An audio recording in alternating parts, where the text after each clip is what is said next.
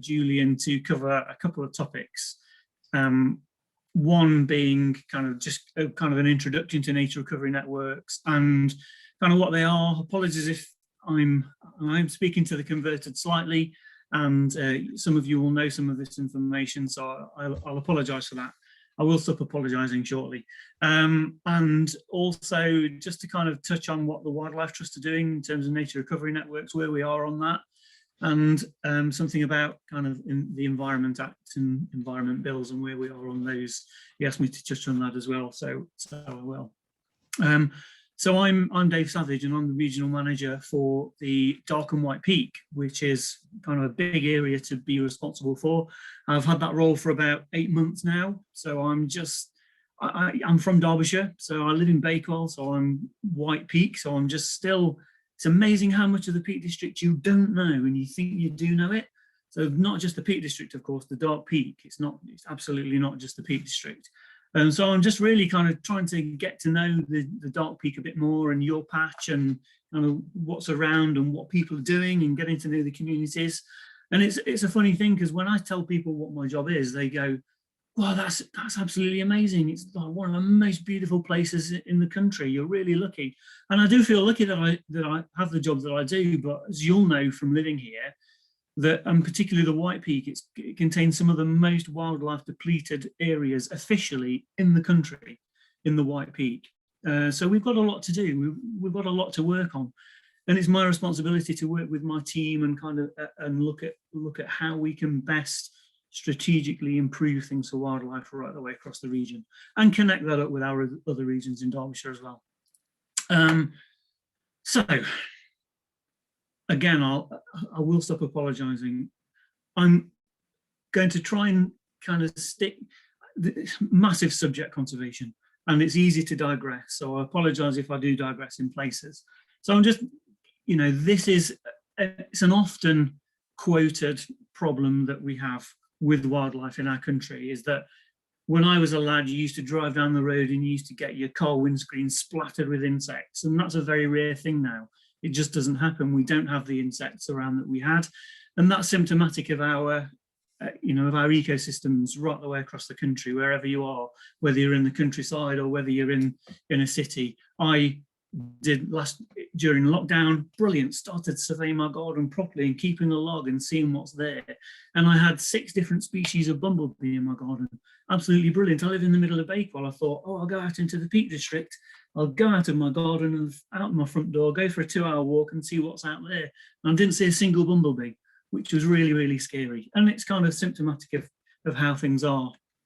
And this is what we're used to looking at in the White Peak in particular. This is up on the White Peak Plateau just outside Taddington, and we're used to looking like this. And visitors to the Peak District are programmed to think that this is the acceptable landscape. We've got these beautiful dry stone walls, and we've got green fields that are just a complete wildlife desert.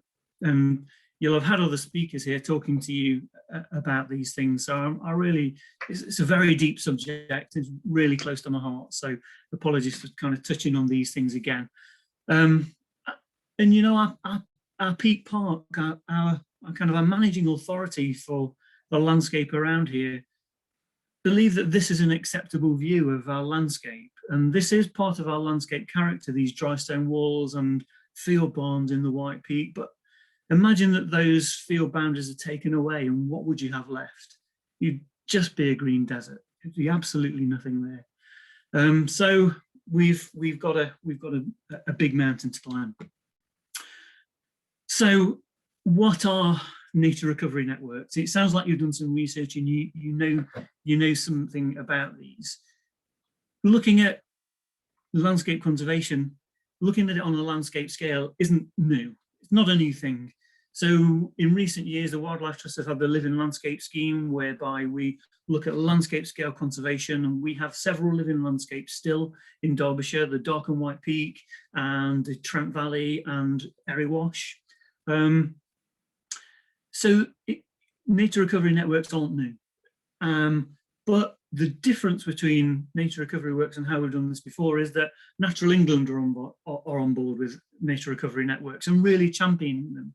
And they, the government advisors, and it's really important that we have such a important department advising the government on nature's recovery. And all of the conservation organisations are going with nature recovery works as a strategy to manage the landscape in a different and in a better way, in a more joined up way, in a way that we never have before. So it is quite exciting, and it really gives us good opportunities for improving nature recovery across the landscape.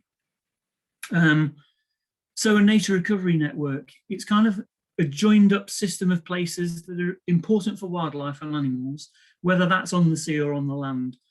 And they really allow plants and animals and seeds and nutrients and water to move from place to place. And they allow the natural world to kind of adapt to change, because there are these healthy, robust systems. It can only be effective, however, if, like the road networks, for example, it's treated as a big joined up whole right the way across our country. You'll have all heard of the Lawton principles of bigger and better and more joined up. I was amazed that last year, early this year, it's 10 years since the Lawton report was published about having these bigger, better, more joined up landscapes, which is really the driving force of the nature recovery networks. However, John Lawton did a presentation in January, and you can see it on, if you've not seen it, have a look on YouTube for it. And it's his analysis of how things have improved in the landscape over the last 10 years. And all conservation organisations are talking bigger, better, more joined up. Natural England, bigger, better, more joined up. We're all saying the same. But John Lawton has found that nothing has really changed over the last year. Very, very little has changed, despite everybody being really excited by his review on natural spaces and how we can best, as organisations and communities, improve things. So, nature recovery networks. This is often what we see. We've got major roads; they're impassable barriers for many species. But could we do something that's slightly different? Can we have green bridges in our landscape? So that wildlife can move across landscapes, and there aren't these big solid barriers. Can we do this in our network?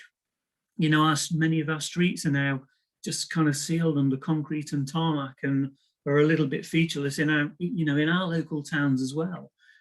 Can we change them?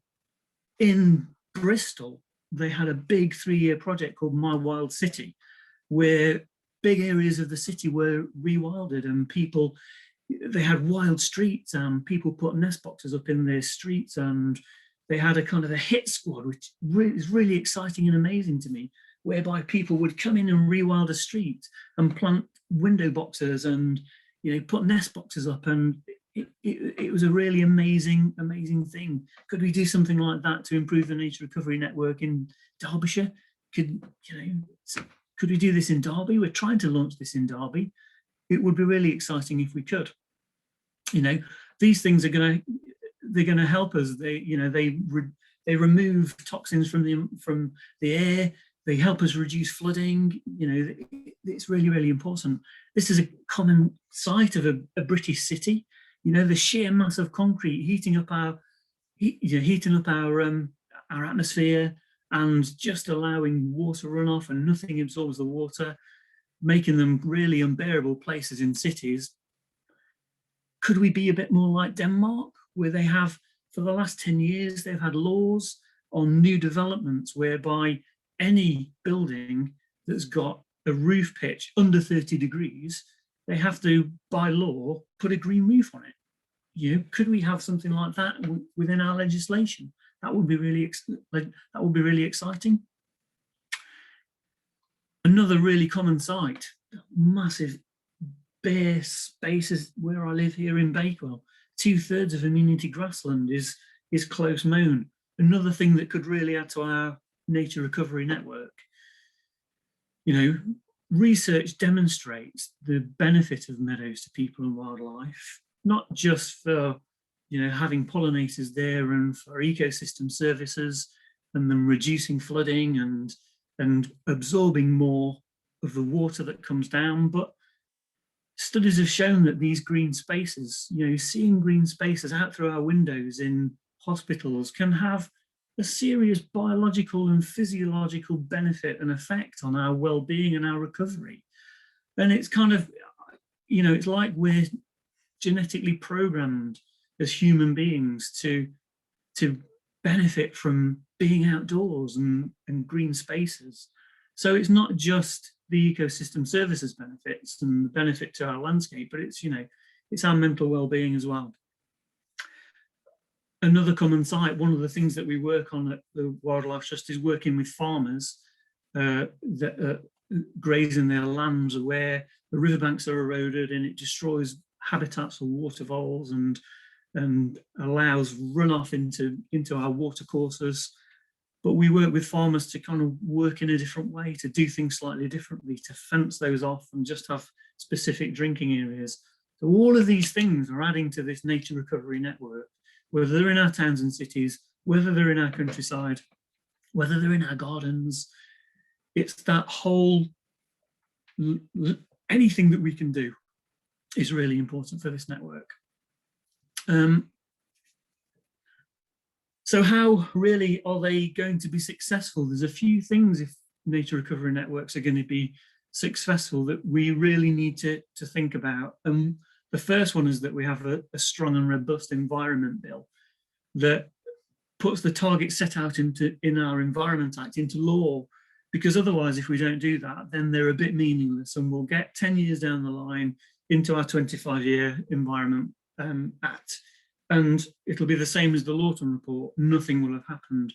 There'll be nothing. We'll go, oh, we managed to do a few things, so that's really important. But unless we have a strong environment bill, then nothing is really going to happen. It's kind of meaningless. And projects like Sam is going to talk about, having nature recovery maps and plans that are incorporated into local plans, are going to be absolutely essential to nature recovery networks. We've just been working with South Derbyshire District Council to produce a really detailed,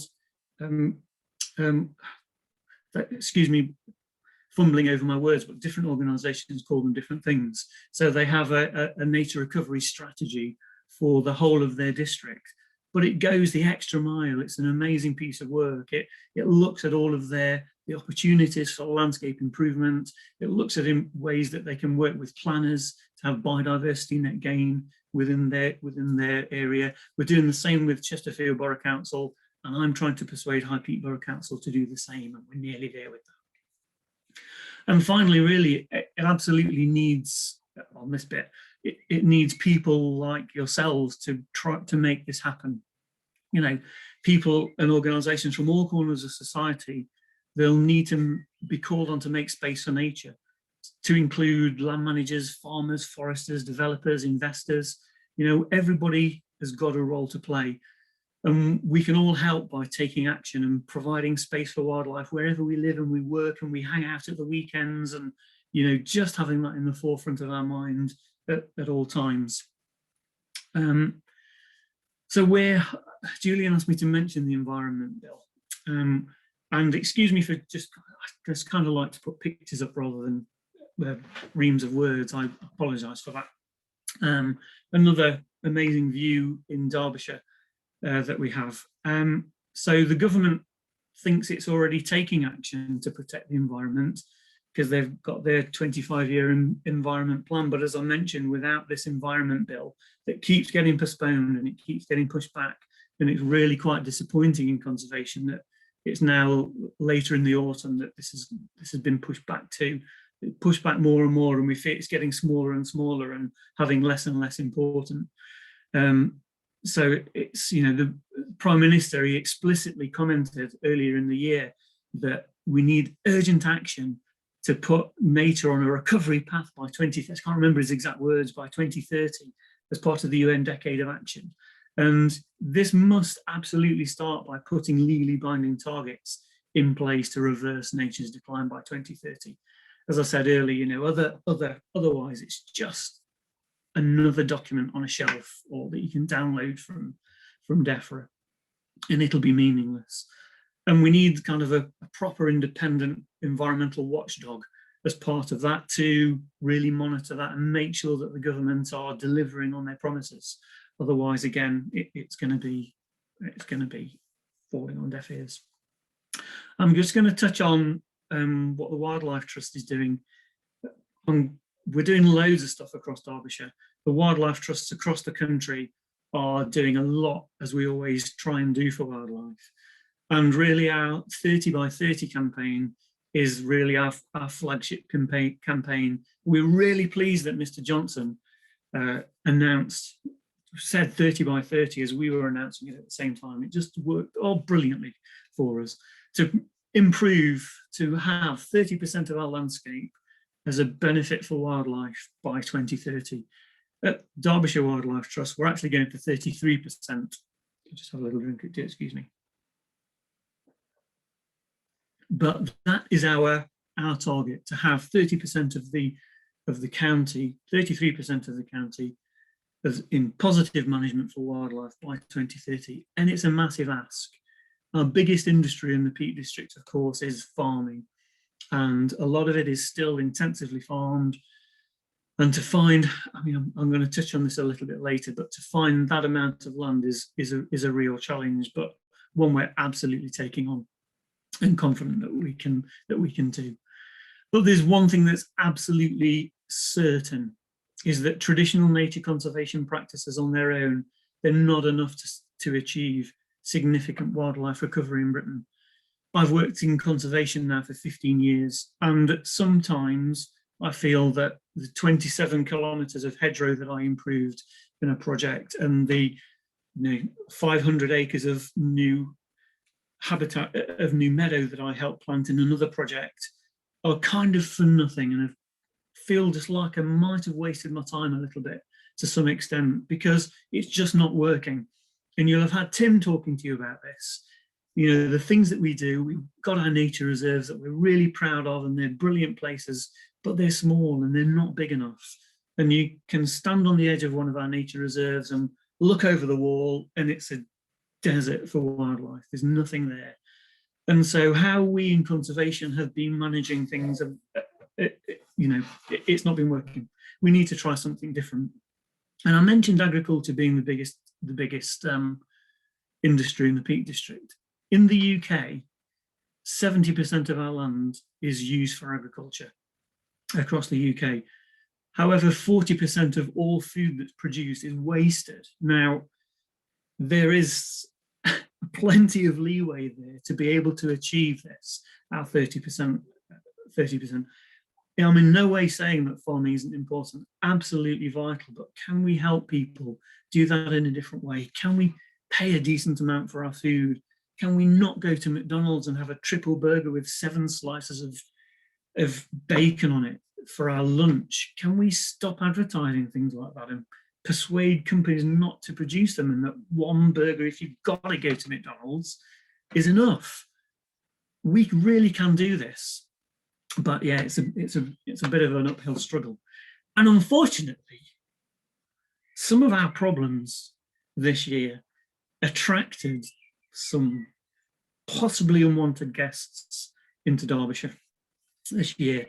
And jokes aside, we started having regular flooding events that really can be cured by managing our nature recovery networks differently and using ecosystem services to be able to help us with that. And if you're unsure what that means, all that is using nature and wildlife to prevent kind of man-made problems. So for flooding, for example, our partners, our friends at Moors for the Future are doing a brilliant job restoring the moors to prevent water flooding back down into the valleys.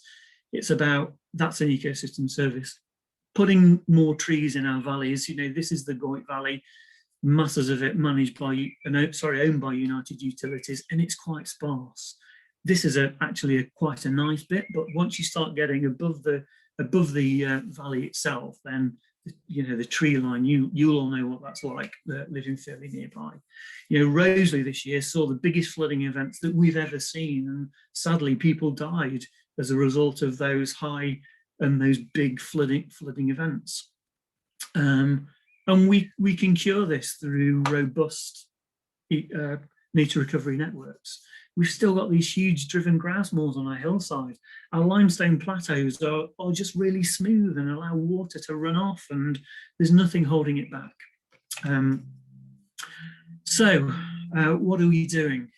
This is our kind of big flagship project that I'm proud to say I finished the vision for yesterday. And some of you may have already had an email from one of my colleagues, Phoebe, to kind of help us out with this. So there are lots of opportunities. So in order to be able to improve our land 30% by 2030, we need to adopt a variety of approaches to improve the nature recovery network. And they are things like the new ELM scheme. So the new replacement for countryside stewardship scheme, we're hoping is going to be, we're hoping that this is going to really help us manage the landscape in a different way and stop giving subsidies for mass production of food, but for providing, we've heard the term public services and public goods, putting some of those ecosystem services in place on your land so that it benefits the whole of society rather than just mass producing food. It sounds like I'm really hitting on farmers. I absolutely don't mean to, but we do need to try and do something else. So we're hoping there's not going to be too many loopholes in the new system, but we need to have that in conjunction with our SSSIs. We need to have that with our nature reserves, our urban connection zones, and create this nature recovery network. We need to connect with places like Manchester and Stockport, and make those urban areas greener so that they can link into the countryside, and the whole of the landscape is benefited for this.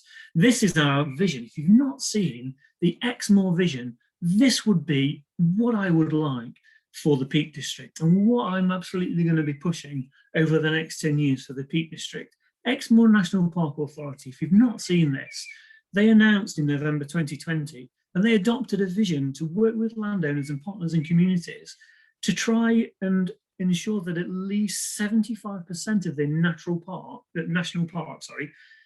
is in a nature-rich condition by 2050. And this has got amazing press. This is their vision. At the moment, kind of the left-hand side, it looks a little bit like that, and a little bit like the Peak District. However, they've got this incredible vision for what they want it to look like.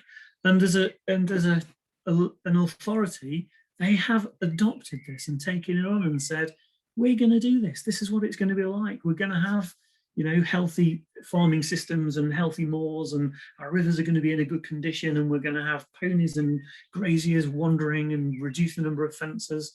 It's an absolutely inspirational vision, and absolutely one that we need to be working with the Peak District National Park Authority to instigate as well.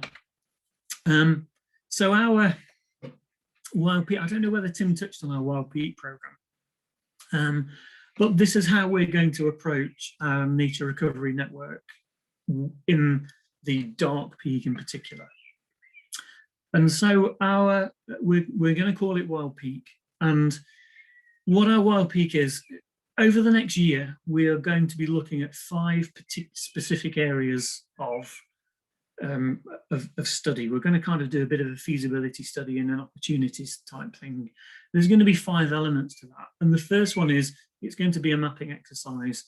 Lots of organisations have done mapping exercises. There's loads of data that we can call upon. But what is important for this is to get that local aspect as well. And people like you who know the landscape inside out and walk it every day and have done all of your lives to know what's important to that landscape. So we're going to be working with landowners and local people. Firstly, we're going to be looking at mapping the area, looking at the opportunities for nature's recovery, whether that's through rewilding, whether that's through managing it differently, whether that's through changing we're not restricting it to any specific one approach.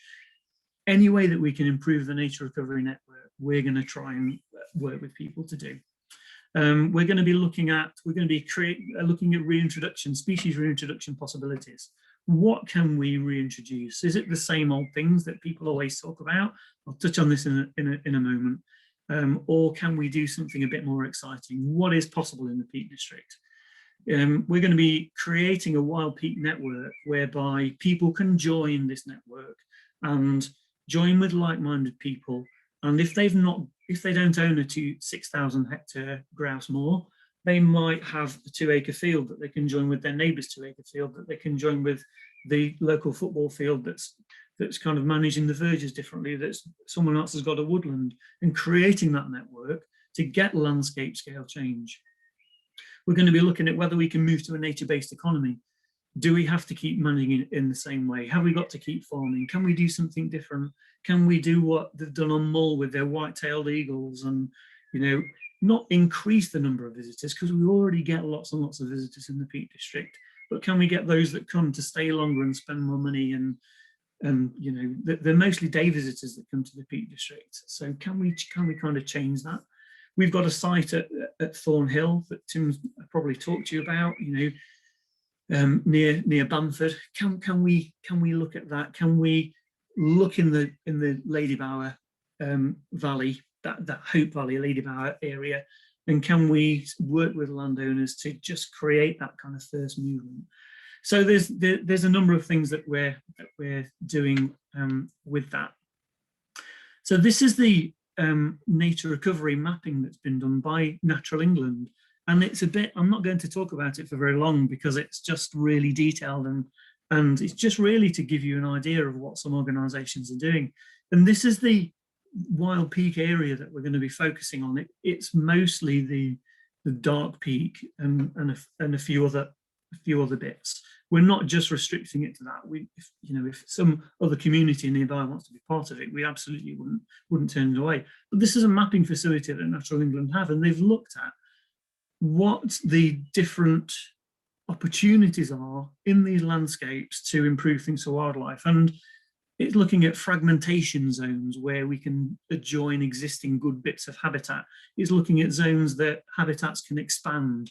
It's looking at restorable habitats, which bits are good, which bits aren't beyond the point at which we can improve them, and which of those can be enhanced as well. So there's lots and lots of information out there on nature recovery networks already that we can call on. Yeah, and this is kind of that area that I was just talking about. And some of you all know these fantastic people up at Jeff and Rachel. So we're going to be working with people like Jeff and Rachel who want to do something with their land. Jeff and Rachel, some of you will know them. They bought 120 acres of kind of heavily improved pasture, and they are rewilding it. They're changing it. They're turning it into this amazing wild space. And it's really exciting and really kind of groundbreaking in our region that they're doing this and kind of restoring the land for wildlife. And it's created such an amazing reaction amongst people, and they're doing really, I'm disappointed I can only touch on it during this talk, but they're doing brilliant things. It's just really to show you some of the people and some of the things that we're working with. And having trailblazers like Jeff and Rachel is attracting more people and saying, hold on, I've just inherited a farm from my dad. An inquiry I had literally this week. Can you come and tell me how I can rewild this 100 acres on the Staffordshire border? Because we've heard of Jeff and Rachel. So it's really brilliant. You know, what species can we reintroduce? Some of these animals, it's really easy. All you need for small pill-bordered fritillary is to create the right woodland clearings so that dog violets come through and they've got somewhere to lay their eggs. You know, black grouse like woodland edges. We need more woodland edges on our moors rather than just be big kind of desolate areas. You know, we can do this. Can we connect our woodlands up to reintroduce pine marten? Can we have more goshawk? Can we just grow our hedges a little bit bigger so that turtle doves like them? Probably not in the north, but certainly in the Trent Valley, we could potentially be looking at that. Can we be more? Can we be more ambitious? Can we do things like much bigger in places like Picos de Europa, I can't even say it, Europa in northern Spain? I mean, this is an area that, you know, it's packed with oak and beech groves, and you find this description kind of familiar because it's a group of 11 villages spread across this national park. It's about 67,000 hectares in northern Spain. The Peak District is 32,000 hectares, by the way, so it's tiny compared to the Peak District. And for centuries, rural life and wildlife have coexisted in this place. I'm absolutely desperate to go. And, you know, people can live side by side with wildlife and farm and make a good living. And this is a sustainable, diverse landscape. And they aren't restricted to pine martens. They're not restricted to butterflies. They have brown bears, they have wolves, you know, they have golden eagles, they have red deer, capercaillie, all sorts of things there that we shy away from. One of the things that we're continually questioned about when we're thinking about rewilding landscapes and reintroducing natural processes to improve our nature recovery network is, oh, we can never have wolves back. We could never have lynx here. Other countries, other areas manage to coexist side by side with animals like this. And I'm not saying for a second this is absolutely what we should do. And I doubt this will happen in my lifetime, but you know, in 100 years' time, wouldn't it be amazing if our herbivores that are driving these natural processes in our nature recovery network are being managed by wolves? Wouldn't that would be amazing. I would love to be out of the job because the landscape is just being managed. That nature recovery network is being pushed and managed by wildlife itself through natural processes. Thank you. I have finished.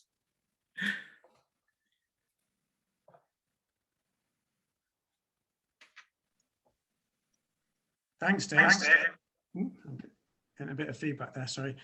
That was absolutely excellent. Yeah, really enjoyed that, really inspiring. And it's really interesting to see all that stuff going on very close to us. And I'm absolutely certain that there's lots of people here who would absolutely jump at the chance to get involved in the Wild Peak project and do whatever we can. There's a lot of appetite for that, so we'll definitely be following that up.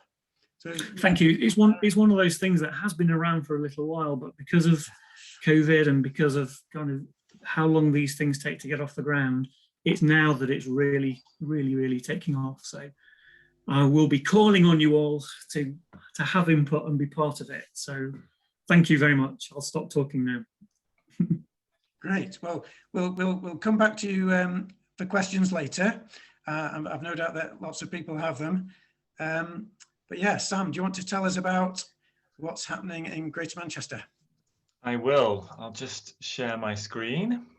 Yeah, so I head up our work on all things natural environment and nature, and across Greater Manchester, and day to day work with a range of different organisations to do that. We have quite a small team, so we work with the 10 local authorities across Greater Manchester, as well as organisations like our local wildlife trust, the Lancashire Wildlife Trust, the National Trust, Natural England, and a range of other organisations who are out there working in the community to do some of the work that Dave's just been talking about.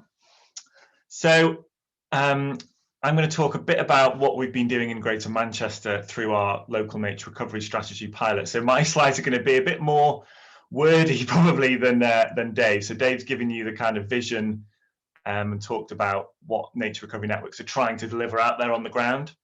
So hopefully this will give you a bit of food for thought about what you might do if you want to develop something like this and understand how you might take forward some of what we've talked about this evening. So hopefully it'll give you some food for thought. So I'm just going to cover, building on what we've already talked about, why we need a local nature recovery strategy, particularly in Greater Manchester, what we've been doing in the pilot, and one of 5 pilots across England that have been developing these, and what have we learned for the future, and what can we, in how we're going to take this forward, and also what pointers we sort of come across that might help in other places to develop these. So hopefully a bit of practical experience about what we've been doing over the last 6 months or so in our pilot. So in Greater Manchester, we love a plan, and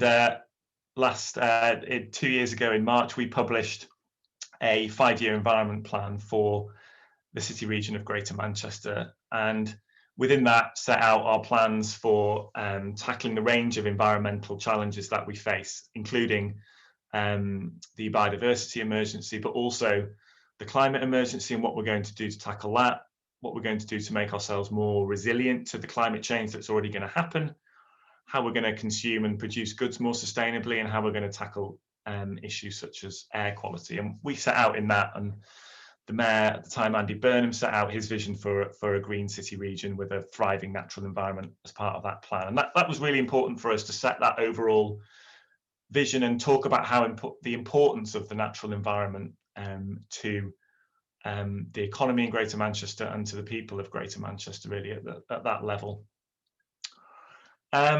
So as I've said, that plan covers a range of areas, including the natural environment. It covers our ambitions to be carbon neutral, our ambitions on air quality, consuming resources more sustainably, and being more resilient to climate change. And I think it's really important that nature and natural environment underpins all of those other elements as well. So obviously, planting trees and restoring peatland helps meet our climate change targets. Planting trees and more vegetation in the right places can improve air quality. Consuming goods more sustainably reduces pressure on the natural environment, and things like green walls and green roofs can make us more resilient to the impacts of climate change we know we're going to get from flooding, from overheating in our urban areas. So the natural environment is crucial across all of those areas. And in tackling those challenges, particularly on the natural environment, it's a win for everything, not just for nature itself, but for us as people and the benefits we all know we get from the natural environment, particularly over the last 12 months, in creating better places to live, and in creating economic advantages as well, and being leaders across these areas. So that's what our 5-year plan set out. I thought it might also be interesting to know some work we've done on valuing the natural environment's importance in those areas. So we did a couple of years ago what's called some natural capital accounts. So understanding the benefits of our natural assets to us, and they threw up some really interesting figures that really can bring home to us how important nature is, not just of its own value for biodiversity and species, but also for things like our mental health, our physical health, regulating climate, for food production. So as well as that innate value that nature has, by improving it, enhancing it, we also enhance those benefits, and putting some numbers on those, like we would do with any other sort of accounts, can really help, particularly influencing politicians and decision makers about how this makes sense financially, as well as for the innate benefits of our natural environment. So in Greater Manchester, we estimated that we get about £1 billion worth of benefits each year from our natural environment, which is not a small number at all. So why we need a local nature recovery strategy in Greater Manchester? I think Dave's really talked really clearly about the need for nature recovery and the challenges that we're facing. So just some local stats from Greater Manchester. So we've seen big declines in for example, bird species over the last 30 years or so, across the board, and some of our key indicator species. In mammals, we've seen, as an example, a decline, but some leveling off in brown hares over the last 25 years or so. So as Dave said, with the insects on the windscreen, that's happening across the board for birds, and for some of our key mammals as well. So we're facing that ecological emergency and decline. But there is reason to be optimistic, and there are a lot of organisations and individuals trying and working to change that. And these are just a few examples from one of our parks, some work that one of our key partners, City of Trees, are doing on planting trees in Greater Manchester, some restored peatland that's helping to store more water and lock up more carbon, and a green wall at the University of Salford that's just been finished in the last few weeks. So there are lots of organisations and individuals working in Greater Manchester and elsewhere to turn this around. So there are reasons to be optimistic, and there are things to build on there. And in Greater Manchester, we have a really strong partnership of organisations that come together and are trying to deliver things on the ground, but also make that case to government for this to be a priority and for there to be more funding to do more of this, because we know how to do it. We know how to restore peatland, we know how to plant trees, we know how to build green walls and green roofs. It's scaling them up, it's getting the investment into those and valuing the natural environment for what it delivers for us that is actually the big problem. It's not a technical challenge, it's making it happen and making sure the natural environment is valued for all the benefits that it provides. So there are reasons to be optimistic, and that's really what we want to build on through our local nature recovery strategy and harness in what we're doing. So as Julian said at the start, we've been one of 5 pilots across the country. There's others in Cornwall, Cumbria, Northumberland, and Buckinghamshire that are also doing this over the last 6 months or so. And we've been working closely with DEFRA and Natural England to test what developing a local nature recovery strategy is like, so that when the Environment Bill comes into, hopefully isn't delayed anymore and comes into force later this year, and local nature recovery strategies and a raft of other things become law, that what we've done in the pilots will help inform how other areas roll this out, so how it's rolled out in Derbyshire, in Liverpool, and elsewhere. So yeah, we've been one of 5 pilots testing how you develop a local nature recovery strategy, and I'll talk a bit more about the steps we've been through to do that. And what we're doing, as I've said, through the pilots will help inform how those are rolled out across England from next year. And we've had quite a short time frame to do this. So we had a phone call last August asking us to do this. They were announced in the autumn. We were originally supposed to complete this by the end of March, but we had a 2-month extension with the additional lockdown and everything else that's been going on over the last few months. So we've got another month to complete the pilot and send it off to DEFRA. And I think this is how it kind of fits into what we're doing in Greater Manchester. So as Dave said, we want to see a nature recovery network on the ground. We want new and improved habitats that are better connected, bigger and better and more joined up, that promotes and improves biodiversity. The local nature recovery strategy is important in setting out in a local area what the key priorities are for doing that. So what's important in Greater Manchester for nature's recovery?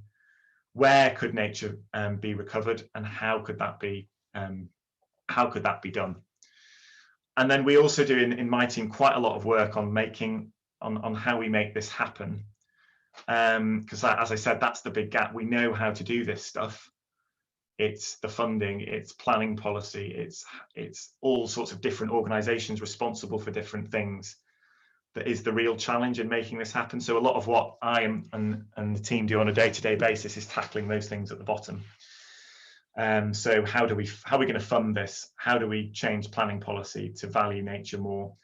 And how do we bring all these different organisations, Environment Agency, Natural England, United Utilities, and all the wildlife charities together, pulling in the same direction, making the case to government to do this? So actually, delivery of this strategy is going to be the really important thing. And as Dave says, not coming back in 10 years' time, we've got a lovely strategy. But we haven't tackled all those, those big issues at the bottom that are crucial to actually making it happen. So that's how we see these different things fitting together. We've got nature recovering on the ground. We've got a strategy that tells us what our priorities are, where to focus and how to do it. And we have to keep working at actually delivering it through those key things like planning, collaboration, working together, and getting funding in.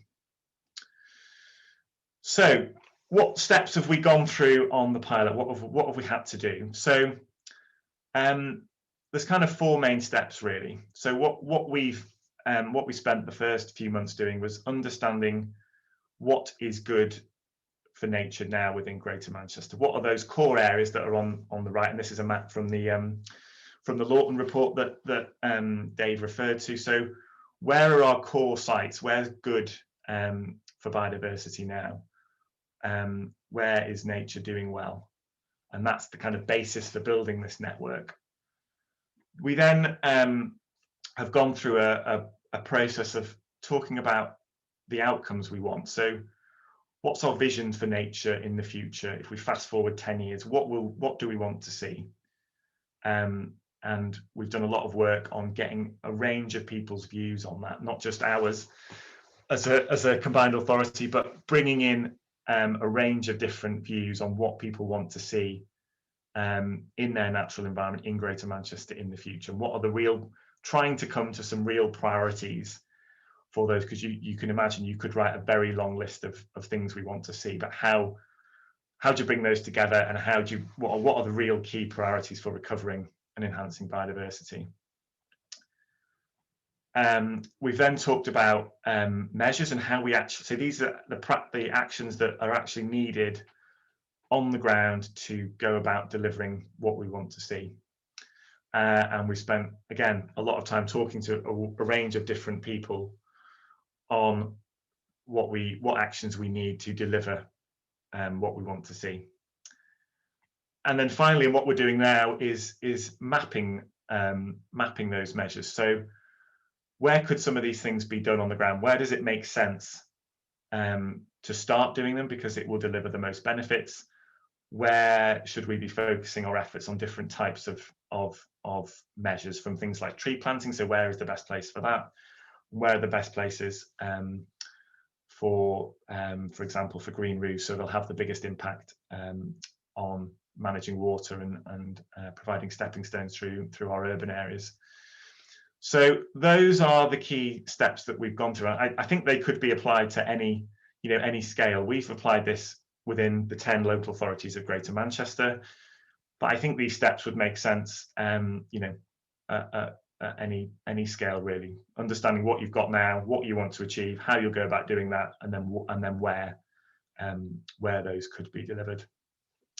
So that's the process that we've gone through. And I'll just, without trying to get too processy, just give you a bit of an insight into what we've done at each of those stages. So we've produced a local habitat map. So these are the core areas and core sites that are already good for nature in Greater Manchester, are protected habitats, our triple SIs, our sites of biological importance, our rivers and canals, lakes and ponds, our woodlands, wood pastures, and all of those things. So we've got our water habitats in blue, for example, our yellow, although there's not many of them, are our grasslands, our wetlands in purple, and the moorlands out to the east and to the north. And I guess this shows that nature, the start of this network, we've got some key sites to build on, but it is fragmented. You can start to see, particularly along our river valley, so the River Mersey through Trafford, Manchester, Stockport, you can see the kind of the beginnings or the basis of a network there, but it is very fragmented, even outside the urban areas. Sites sit on their own, and you can see just from this how challenging it would be for species to move across this network. So we'll be publishing all of these on our on an open data mapping portal, and this is kind of our basis for our nature recovery strategy, and building on what we've got now. We've also done a lot of built on a lot of work of recorders who are out there kind of in the field, recording species every year. So we've also brought into that previous map an understanding of some of our key species. And again, you can see these following, particularly that corridor of the Mersey in the south through Trafford and Manchester and to Stockport. You can start to see this mapping onto that network. So we've also brought in a lot of, all this is existing data that's out there, that's published by the government and collected locally, but it's not really been brought together in this way before. So it's all public information that's out there, but that has been brought together by our ecological specialists and mapping specialists in Greater Manchester. So we've done that basic mapping. We then started to talk to people about outcomes and what their big ideas were about what they wanted the future of nature and biodiversity to be in Greater Manchester. And these are the ends as opposed to how we get there. We then we've also tried to prioritize those, but that is a big challenge across, when you start talking to a wide range of people have very different views about what is a priority. And we've done this in quite a collaboratively and locally led way. So through this, we've got a list of about 30 outcomes that we've come to across our different habitats for woodland, for wetlands, for ponds, for hedgerows, and for some of our key species that we want to see recover in Greater Manchester. And we've done over 90 hours of external engagement, listening to what different stakeholders want to see in the strategy. So we've sat on Zoom calls like this earlier in the year with some fancy software where people can move virtual post-it notes and things around. And we've done, getting on for 100 hours of engagement with different groups across Greater Manchester to understand what their priorities are. And some of the things that have come out of this are things like, so not just our urban areas, so our public parks and green spaces being refuges for wildlife and helping us adapt to climate change, but also some of our key habitats like our peatland habitats over in Salford and Wigan and their potential to store carbon, help us reduce flood risk and improve water quality. So we've got a list of priorities that are important for us to deliver on in the future, and a priority list of those that we've tried to rank with our stakeholders that are most important and will deliver the most benefits for nature and the most wider benefits for us as well. As some of those, storing carbon, reducing flood risk, improving water quality, some of those really important wider benefits that nature delivers. We then got on to measures, which is how we'll go about achieving those outcomes, the practical actions on the ground. And again, this was quite challenging to try and make them meaningful, not have really high level ones about creating new zones for wildlife or too specific ones about how you would manage a particular area of land, and have measures that were meaningful. And these are just some of them that we had for our peatland restoration. So we know we need to do things like blocking ditches, planting and reintroducing species, re-wetting areas, controlling scrub, reducing pollution, and natural restoration. So and similarly for public parks and green spaces, again, we came up with some real key measures that we need to do. So creating wildflower rich areas, for example, having new green spaces that are specifically designed for wildlife if they're in new developments, to reduce mowing regimes, which Dave talked about, and increase scrub in areas that local authorities own. So again, we've spent a lot of time talking to people, talking to our key partners about the things that would make the biggest difference on the ground. It gives then a bit of a to-do list in terms of, this is what we're trying to achieve, and these are all the different things that anybody can contribute to delivering, because they'll be delivering on what we want to see change on the ground. I'm just going to flash up a different screen for a second that shows some of the final step, which has been some of our mapping work, if I can just find that on here. And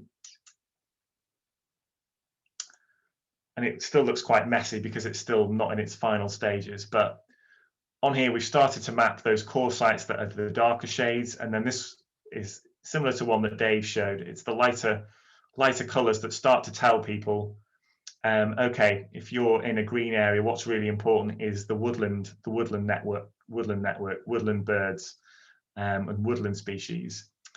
If you're in a yellow area, it's grasslands that are really important. So it's really important in those areas that, for example, verges aren't mown, that incidental green spaces are left over for wildflowers, that we, restore as much as we can grassland in those areas, and so on for our wetland and our ponds and lakes.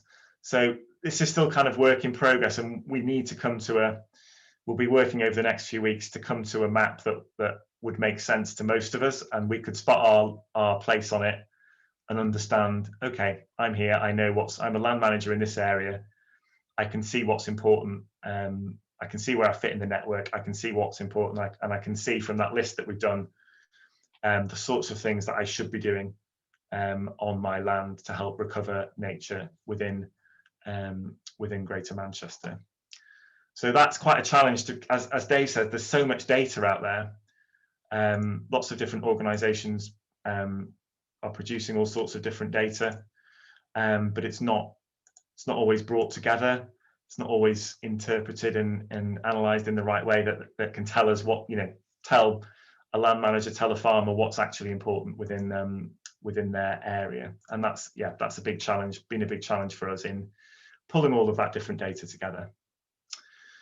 So just to finish off, sorry, it's a bit texty again, but we've had plenty of good photos with Dave's presentation. So just some final thoughts from me on some of the issues and lessons that I think we've probably learned along the way, and that, through doing a large consultation and engagement exercise like that, lots of people have there's lots of different views and priorities, and we've sort of been sat in the middle listening and trying to balance those and bring them together within a vision and a strategy that most people could get behind. And the proof of the pudding will be when we publish this later in the summer. There's also balancing that innate value of nature, which is important to us on this call tonight and important to many people, and that innate value of nature, but also those wider environmental benefits that nature can deliver for us, and in flood management, in carbon storage, and it's some of those things that people may be more willing to pay for and invest in. So we do need to balance that innate value and nature's goodness in and of itself, but also that it can deliver. It does provide us with lots of services, and potentially we could attract funding into those. There's how to bring people into this as well, and as well as talking to people along the way.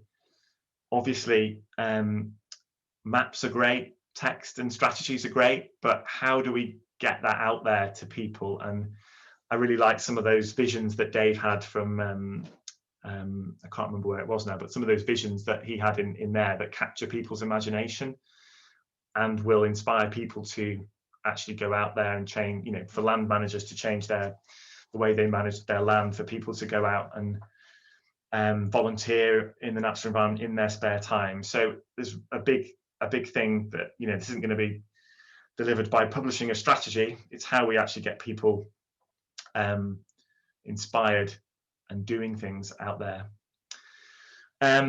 In the engagement also, it's how you reach people as well. So obviously we've got lots of people willing and wanting to engage, but how do you reach the people who are generally harder to reach, the more disadvantaged, the people less able to engage, who have less time to engage or don't feel that they can.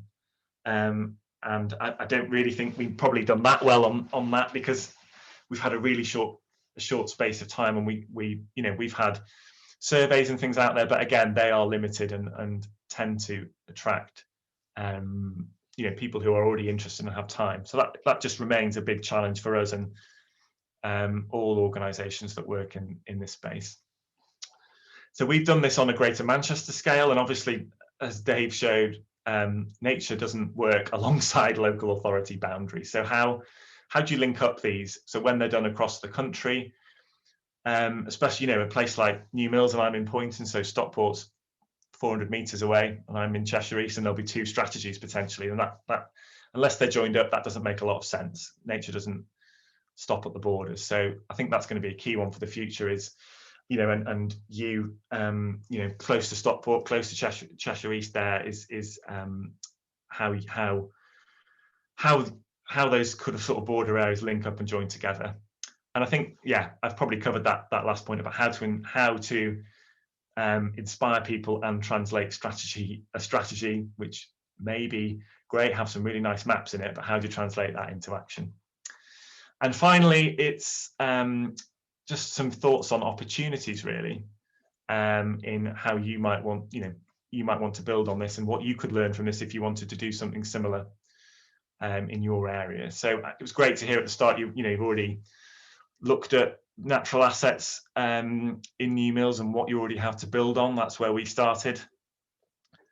There's being ready to engage when your area develops a strategy, but I think, you know, there's obviously momentum and work that you're doing, and you know, could start to develop something similar to this for on a New Mills scale now, rather than waiting for these to come out nationally. And you would then be in a great position to be able to influence and engage the strategy in your area. I think there's also thinking about what makes your place unique, and what's important, and that kind of links to the next point about what the vision is for New Mills natural environment, getting people bought into that, getting a wide range of views to inform that. What does the future natural environment and nature look like for you? What's your vision? What do you want to see in the future? And I guess what's the prize in doing that? What would that make the place look like? What wider environmental benefits could those bring? But what could that add to the people and the place itself as well? So those are just some of the opportunities that came to mind from what we've learned over the last 6 months or so. So that's the end of my slides. Apologies, they were a bit more text heavy than Dave's, but hopefully that gave you a bit of an idea of what we've done in Greater Manchester, some of the work that we've done, and some of the issues and challenges we face, but also some of those opportunities from things that we've learned. So I'll stop sharing my screen. Thank you very much, and yeah, looking forward to some questions and some discussion.